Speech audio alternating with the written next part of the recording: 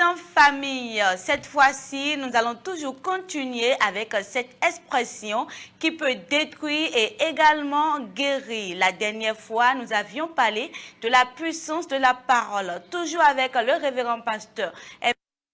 Nous allons continuer et cette fois-ci, nous allons parler de la parole autrement. Bonsoir, pasteur. Bonsoir, Melvide, et bonsoir à tous les téléspectateurs. Comment vous allez, pasteur? Je rends grâce, je bénis le nom du Seigneur. Amen, alléluia. Amen. Parlez-nous un peu de la thématique de ce jour, pasteur. Oui, aujourd'hui, nous allons parler de la parole comme outil de transmission de valeurs. Et lorsqu'on dit valeurs, on parle des valeurs morales, on parle des valeurs spirituelles, on parle des valeurs culturelles et toute autre forme de valeurs. Pourquoi la parole outil de transmission des valeurs? La parole outil de transmission de valeurs parce que, alors on a toujours entendu dire qu'un vieillard qui meurt en Afrique a une bibliothèque qui brûle. Et ça ne devrait jamais être le cas. Si la bibliothèque brûle et si alors les aînés alors s'en vont avec toute leur richesse culturelle, tout leur savoir, leur expérience, parce qu'à un moment donné, alors il n'y a pas eu transmission de ces valeurs-là.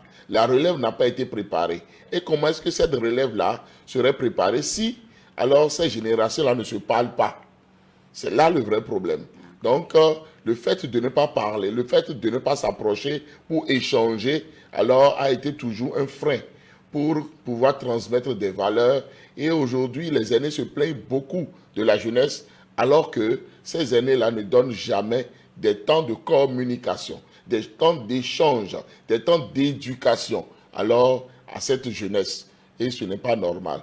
Il faut maintenant pouvoir parler, il faut trouver des creusets pour se parler avec douceur, pour se parler avec franchise, pour pouvoir éduquer et donner la main alors à toutes les générations. Donc de génération en génération, on doit pouvoir utiliser la parole.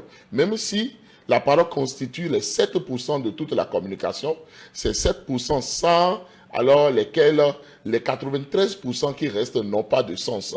Donc il faut forcément se parler et déjà commencer en famille avant maintenant de rentrer dans la société. Pourquoi transmettre des valeurs, papa? Il faut transmettre des valeurs parce que lorsqu'on ne transmet pas de valeurs, on ne transmet pas aussi l'identité alors à une personne. La personne devient déboussolée dans la vie parce qu'on ne sait pas ce qui se passe dans sa famille et quels sont passés, comment les choses se sont passées ici. Il n'y a même pas d'histoire. Donc, un peuple qui n'a pas d'histoire est un peuple qui est détruit complètement. Donc, c'est au travers de cette transmission orale-là que la personne saurait qui a été son grand-père, qu'est-ce qui s'est passé dans son ethnie, dans sa race, dans son village et même dans son pays, et pourquoi pas sur toute la terre. Et c'est pour cela que c'est très important alors de transmettre des valeurs. Et ces valeurs-là, nous en avons, que ce soit dans nos familles, que ce soit dans nos territoires géographiques, que ce soit dans les ethnies. Alors, il y a beaucoup de valeurs à transmettre et ne pas les faire, c'est dangereux. Et lorsque nous venons maintenant sur le terrain de la foi, sans la parole, on ne peut même pas transmettre la parole de Dieu. Donc, c'est pour cela que c'est très important alors de se parler. Toute couche doit pouvoir parler aux autres couches. Toute génération doit pouvoir parler aux générations qui viennent. Les anciennes générations doivent pouvoir parler aux nouvelles générations. Les nouvelles générations doivent mettre le pont pour pouvoir alors échanger. C'est très important. Donc, transmettre des valeurs signifie une manière de dialoguer, de communiquer sur des faits donnés. C'est très, très important. Lorsque je prends l'exemple, par exemple, de l'ouvrage Sous l'oreille de Seydou Badian, où on a vu un conflit de génération. Qu'est-ce qui a finalement réglé ce conflit? Alors, c'est le dialogue, c'est la parole. On a appelé un acteur dans cet ouvrage-là, le fou. C'est un jeune. Hein? On a dit le fou, mais c'est le plus sage, parce que c'est lui qui a établi le pont entre alors l'ancienne génération et la nouvelle génération, et a demandé à chacun de regarder la situation de sa perspective par rapport à ses valeurs, par rapport à tout ce qui se passe. Parce que les choses sont en train de changer et les aînés doivent comprendre maintenant les jeunes aussi doivent comprendre les aînés. Et c'est tout ça là, c'est dans le dialogue que ça doit pouvoir se faire. C'est pourquoi c'est très important de dialoguer, d'utiliser la parole et de bien l'utiliser pour pouvoir transmettre des valeurs. Comment alors transmettre cette valeur en famille?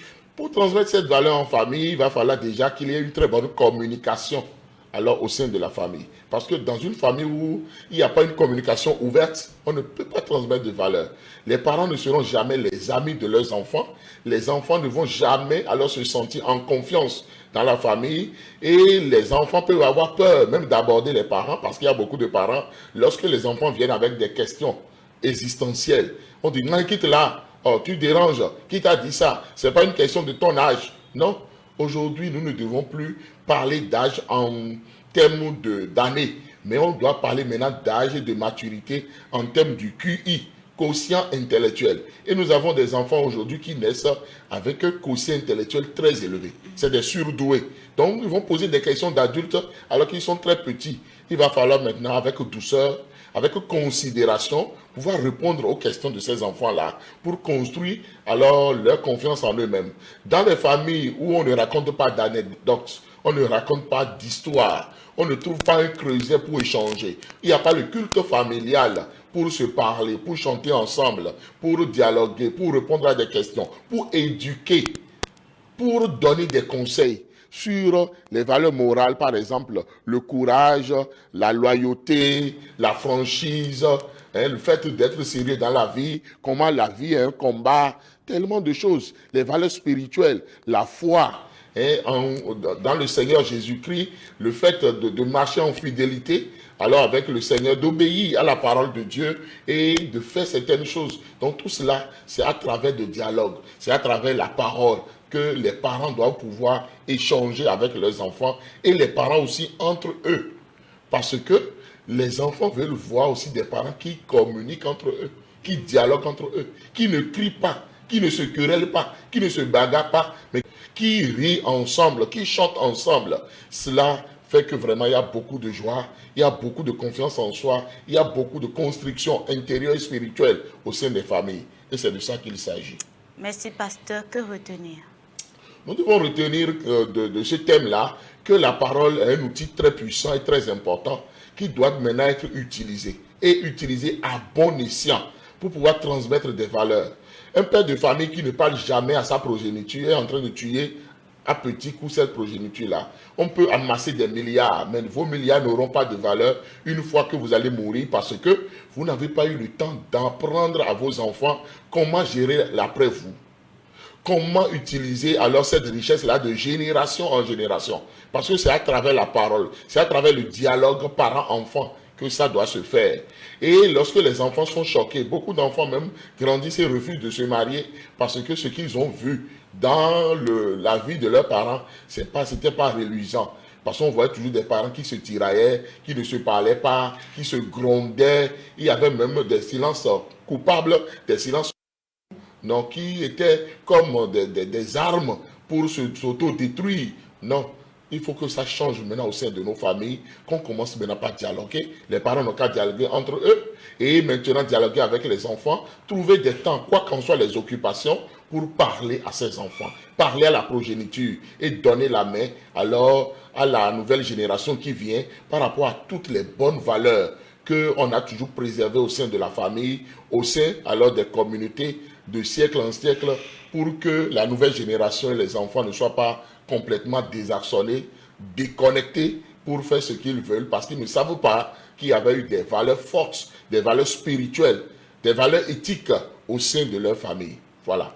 Parlez-nous à présent d'un livre qui correspond à cette thématique. Voilà, il y a mon livre Bien communiqué qui revient encore parce que en parlant vraiment de parole, il faut vraiment ce livre-là parce que j'ai de parler de beaucoup de types alors de communication dedans.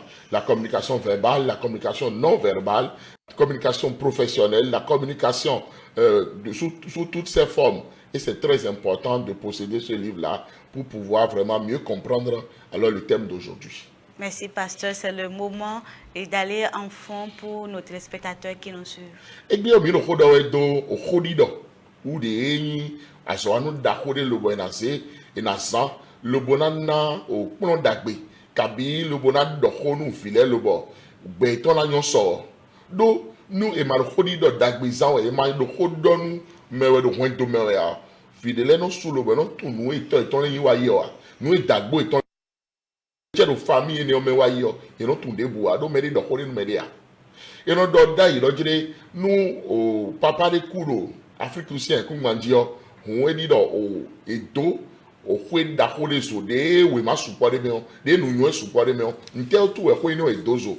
Et ouais, il dit, d'agbonner nos yeux, nous bonnes nous vieillir en l'air. Le mononal of Vilea, Amadi way toi, nous y a des way de Waya, n'est pas mon jonou, au me gilet, au cabimele, les domele le bon. Et tes cours, nous ayons un accord nous connué. On a pour le dagbewanou, vie maintenant là. On a pour le dagbewanou famille maintenant. Et ne le bicu on n'a pas. Et mais là, il sait si à l'école, il a si qu'on n'a pas au home à d'or mère. Un grand hololobo, nous vile, cette comme dit-on, est dans le boucan de bio, et nous n'avons qu'un clin le bonheur d'or nous vile. Bodo, awa jijekpo, bodo honton yinpo, bodo wan yinpo, et do vera de lobo. O medito le rang, mai go si fine, no go ho le cambio. Nous y cambio medito mana sinao, et d'ailleurs si on refile vous. Si les canadiens et refile vous n'aille d'agbelia. On mini quelqu'un le bogo le nous le do hondo mitole me.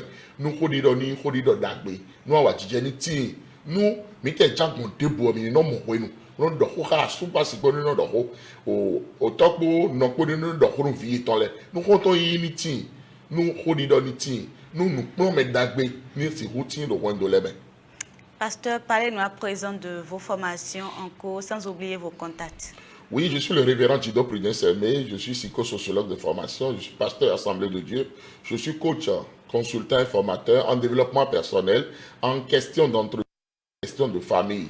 J'ai plusieurs ouvrages à mon actif, pour le moment 13.